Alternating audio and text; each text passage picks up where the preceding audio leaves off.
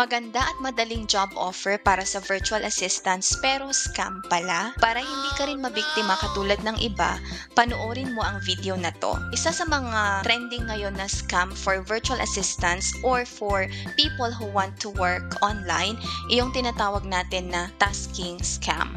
Actually, this started in 2022 here in the Philippines because my best friend was actually one of the victims. So I'm going to share her experience para hindi nyo rin ma-experience ito or hindi kayo matulad sa kanya na naging biktima ng ganitong scam. And also, in order for you to know what types of messages or what types of strategies these people are doing to get your attention, your trust para magtrabaho for them, and in the end, ikaw pala yung magbibigay ng pera sa kanila. Imbis na mag-earn ka ng pera, ikaw pa yung mawawalan kasi nga scam ito. So, first, they're going to send you a message dun sa WhatsApp or Telegram. Meron din silang ads na nilalagay sa GCash accounts natin. Actually, my best friend saw this job ad on GCash and then sinabi doon na malaki yung sahod. She clicked that ad. She was instructed to message through WhatsApp. Meron siyang WhatsApp account. So, it was convenient for her to start the conversation. So, nagtanong siya about sa job na yon. So, the person who was replying to her explained that the job requires you to complete some tasks and then you will get paid a certain amount of money at saka malaki yung offer nila.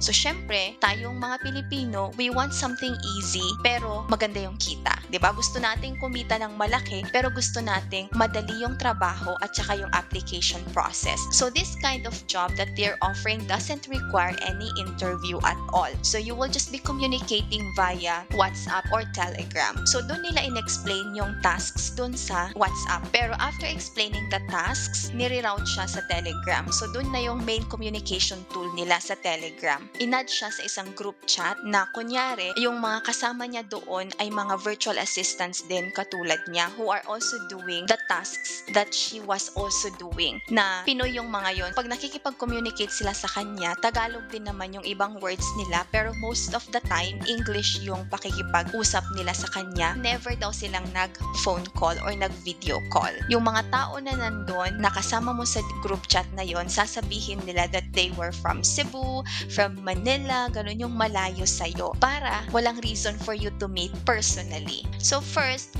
after completing the task, sa dashboard mo, makikita mo doon kung magkano na yung total earnings mo. Nung una, nakita niya doon na yung earnings niya, 300 pesos nung kinomplete niya yung first set of tasks. They asked her to deposit 100 pesos para ma-withdraw niya yung earnings niya. Syempre, small amount of money lang yung 100 pesos. So, she deposited and then she got the 300 pesos na earning niya.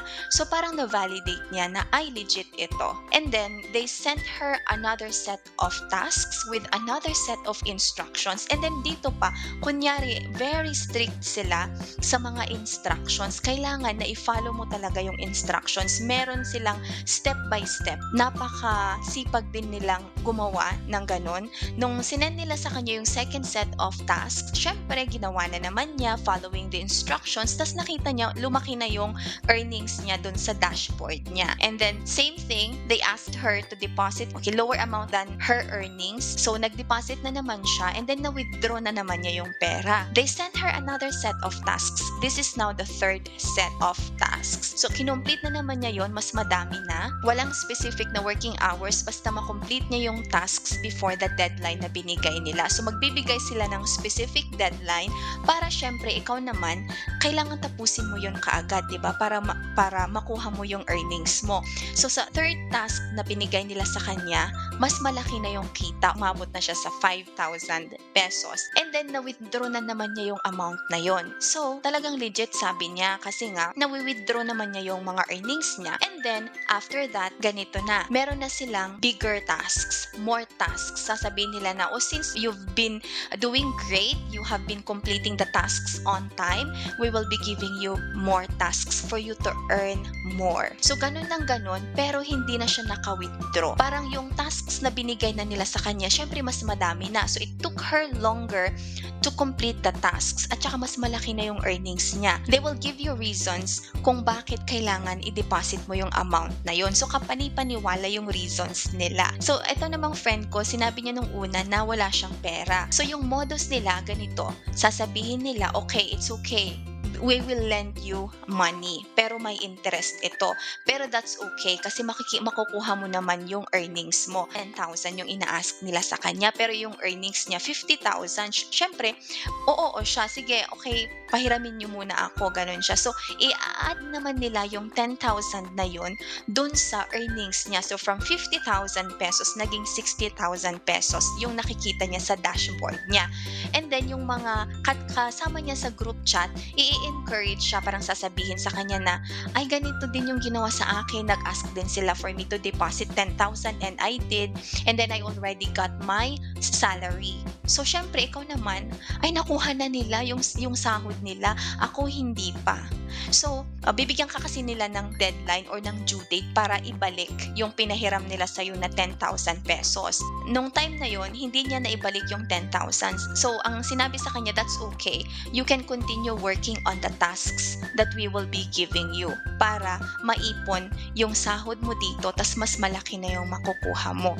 So, ganun siya ng ganun hanggang lumaki ng lumaki yung earnings niya. Alam niyo ba kung magkano yung earnings na nandun?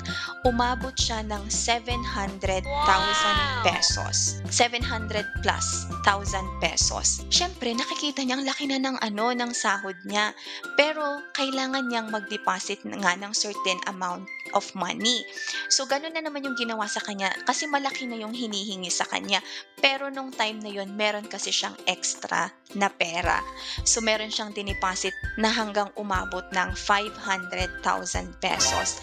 Kasi syempre, gusto niyang makuha yung 700 plus 1,000 na earnings na nakikita niya sa dashboard. Nung sinabi na makukuha na niya yung sahod niya, pero kailangan niyang i-complete pa yung tasks, sinabi sa kanya na, oops, you didn't follow the instructions. Why are you so eager? Why are you not careful in clicking the links in the buttons? We told you to be very careful. This can affect your earnings if you will continue doing that. So, syempre siya, nag-worry na siya kasi syempre malaki na yung pera na nandun na na-deposit niya, diba? So, siya naman, worried siya na baka hindi niya makuha yung sahod niya because of her mistake. So, sinabi pa na mistake niya kasi mali daw yung nakiklik niyang mga buttons. Hindi daw niya fina-follow yung instructions. So, ganun sila ng ganun. And then, ganito na yung last na inask nila sa kanya. You have to deposit 30,000 pesos. So, wala na siyang maibigay na 30,000. Tapos, yung mga ka-chat na niya doon sa group, yung mga kasama na niya sa group chat, hindi na nagre-reply sa kanya. Pero yung coach nila, yung ka-communicate niya since the beginning, was still active in chatting with her. So, nung time na yon, nag-ask na siya sa akin. Parang shinare na niya sa akin yung experience niya, pero nakapag-deposit na siya ng malaking amount ng pera. So, that time, nagpunta na kami sa police. Tapos, explain namin kung ano yung nangyari. Kinonfirm nila na tasking scam ito. So, imagine the depression, di ba? Yung regret, andyan yung self-blaming. So, halo-halo na yung feelings. It was so hard for my best friend to move forward or to move on from that. Lalong-lalo na, nag-file kami ng case 2022, pero hanggang ngayon, wala pa ding improvement kasi mahirap talagang i-trace yung mga ganong scam. Please be very careful. Even if we want to work from home, if we want to work online and earn a big amount of money, we still need to be very careful and we have to do our own research. So I hope this video helps. Sana mapanood nyo ito at saka kung makareceive man kayo ng mga ganong messages, please ignore them. I-block nyo na sila and then ignore them. Baka mainganyo pa tayo. Diba? Okay, so thank you so much for watching this video. I hope it helps. See you in our next video. Bye!